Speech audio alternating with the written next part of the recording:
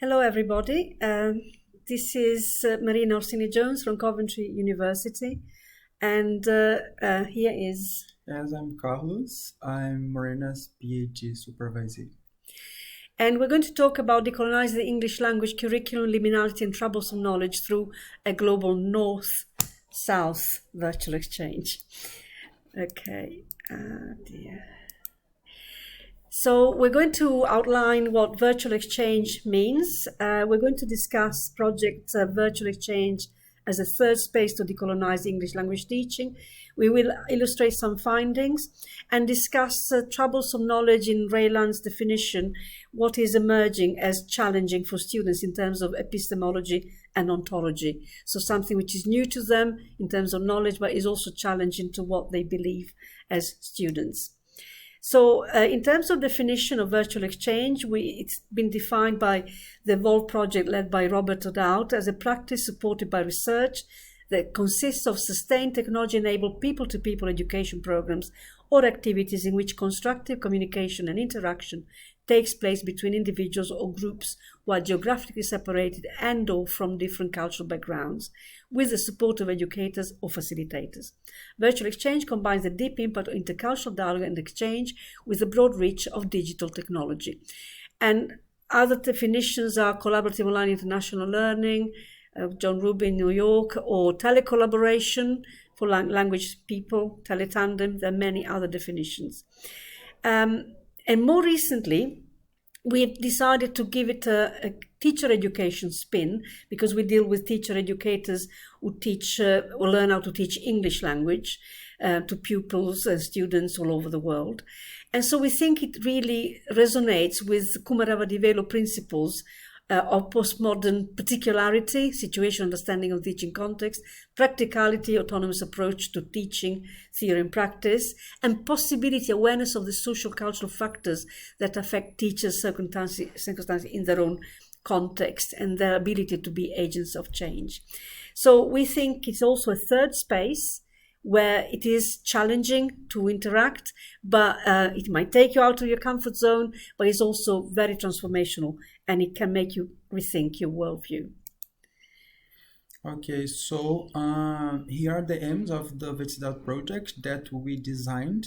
So the first one was to investigate the potential of virtual exchange and stimulate a critical discussion on how to decolonize ELT, focusing mainly on the native speaker ideology and provide students in language teacher education and also teacher trainers with the chance to re-examine and reflect on their existing belief through dialogue intercultural exchange.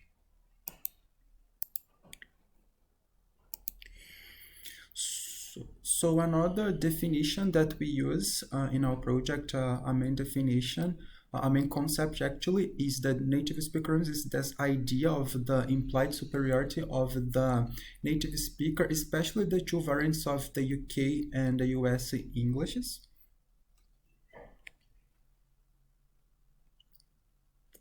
And yes, it's my turn.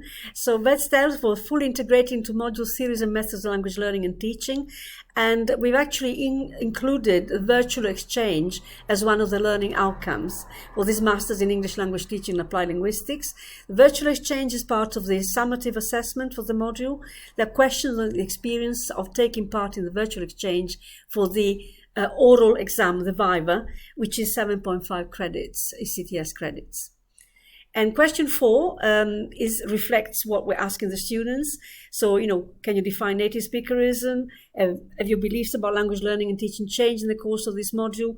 What does Kumaravadivelo argue about methods in language learning and teaching? What does decolonizing ELT mean?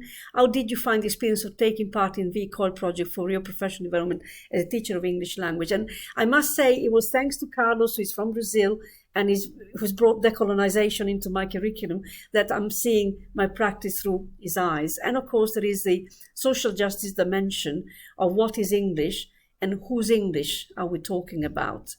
And going back to the idea of this role reversal and action research led by students within my curriculum. So Carlos is decolonizing my curriculum from within through his PhD dissertation. He's had access to my students, my curriculum, and I can see my practice through his eyes, which is quite refreshing, and it's really transformational for me as well. Okay, here are some methods that used to collect data in the project. So we had two surveys, pre and post. We had some kind of gamification on Socrative Padlet, where participants had to post their reflections after the breakout rooms. We had reflective notes, focus group, and we put all the materials used in the project in the aula, which is a space provided by Coventry University. So here are the topics that we worked in the project. The first one was rights of English, the second beliefs, ideologies, and attitudes regarding English and ELT. The third one, native speakerism, and the last one, teach English as a global language. So here a breakdown of the two cycles of the project. The first one was from November, December 2022. It involved 4 institutions in Brazil, Spain, Sri Lanka, and the UK, with a total of 44 participants and 11 different nationalities. In the second cycle, it took place from March, April this year, 2023, and it involved 5 institutions in Brazil, China, 2 in China actually, 1 in Turkey, and 1 in the UK, with a total of 61 participants and 12 nationalities. So here's a breakdown of the session plan. I would like to highlight the number 3, the 25 minutes, is where it was when participants they went to breakout rooms to discuss the topics in small groups, and it was the highlight of the session. Next minute, please.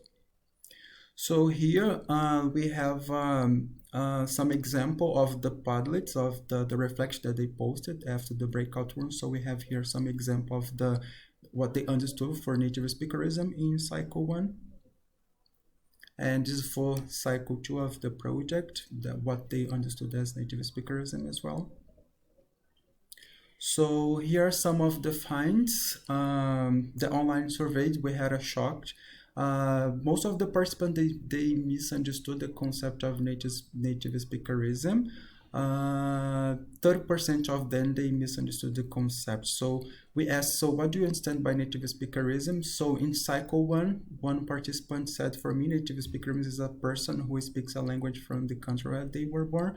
And in cycle 2, one of the participants said speakers of native English speaking countries. So in general, we could see that they mistook the concept of native speakerism as native speaker. So 30% of the participants included 2 cycles of the project. However, we had some evidence of positive transformation impact of the project for most participants. The first one, that the project facilitates reflections on challenging teachers' beliefs about canon and language standards through a global perspective. So we asked them how the project affects their beliefs about English and ELT. In cycle 1, one of the participants said the project made he or her think about some issues regarding English and ELT. In the second cycle, one of the participants said that it was challenged to see different ideas about English and ELT. Thanks, Marina.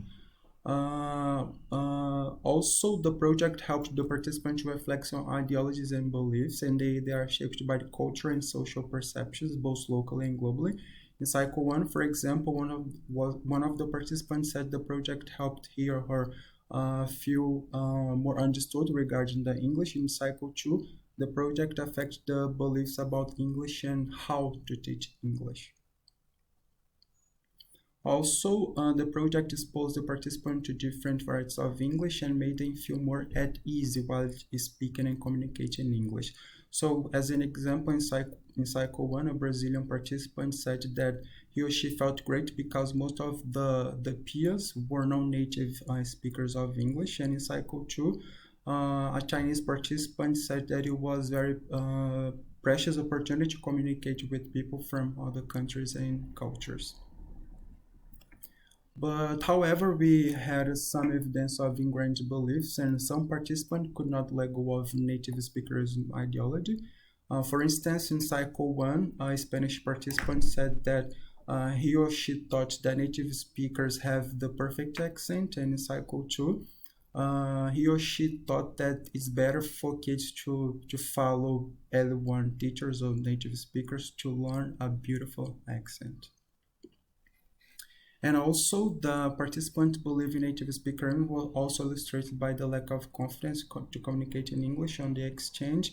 And we highlight that the anxiety was very high amongst the Brazilian participants in Cycle 2. For example, in Cycle 2, one of the Brazilian participants said that he or she was very insecure because of the high level of proficiency among the participants. And another one said that he or she felt a little bit nervous and insecure about also the fluency of the participants in English. So we obviously had underestimated the anxiety about the proficiency in English in our initial conceptualization of a safe third space where people could interact. And also what emerged when we did the focus group interview to triangulate the findings from the online surveys was that there was this kind of dichotomy, particularly in students from colonial backgrounds, countries with a colonial background. The pride in being on a British course taught by British staff, and this was quite strong. They came here because they want to be taught by British staff. And also, it emerged again, there is prestige of UK English for India, Bangladesh, Malaysia, Nigerian students, or USA English for South Korea and Vietnam. So there seem to be different hierarchies depending on the country, and I suppose depending on the colonial background as well. And evidence of having had exposure to UK and USA English can be advantageous on the job market. They're very aware of this. They are aware they want to emulate USA or UK accents and pronunciation to get a job. And also there is, pride in colonial identity and heritage. So Nigerian students saying, no, we're very proud of our heritage. We're very proud that our school system reflects the British school system, and we don't want to let go of that. However, there's also frustration of the structures which favor L1 speakers from the UK, USA background in English language teaching, and frustration at management attitudes towards multilingualism in schools in areas where many languages are spoken and English is the lingua franca, for example, in Nigeria, and the fact that UK English still has the highest status. So we identify these tensions, so they were reflecting on the issue of native speakerism, but at the same time, they were torn themselves because of their ontologies and epistemologies. So we have kind of hypothesized that decolonizing English language teaching and the concept of native speakerism could be threshold concepts because students are liminal in their understanding and of the concepts. They oscillate between understanding and non-understanding, and occasionally they will cross the threshold and understand, but sometimes they will reverse back as well, which is in threshold concept theorization not normally possible, but it can happen. And also there's the troublesomeness of the colonial heritage, which will impact on the perception of native speakerism.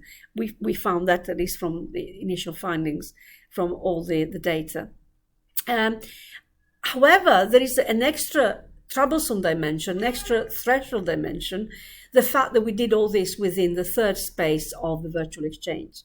And we had hypothesized before in a previous paper, which is mentioned at the bottom here, that perhaps operating within the virtual exchange in itself is troublesome. It might be a threshold. Why? Because we take learners out of the comfort zone of what they expect from a higher education experience, being in a class, interacting in class face to face. We've already mentioned that they're being ontology, being challenged because they come across something which is new to them. They've not experienced virtual exchange before. And also epistemologically, there is all the terminology, a breakout room, online interaction, classroom interaction online. And then you add to that the idea of learning new concepts like native speakerism or encountering and discussing new concepts. However, we've also found from the findings that once they cross the threshold, whether it is the conceptual threshold of native speakerism or adapting to the new environment of the virtual exchange, then there is potential of real transformation and shift in perception of a subject, and also shift in perception of what it is like and what does it mean to be a teacher in the 21st century, teacher of English language in the 21st century.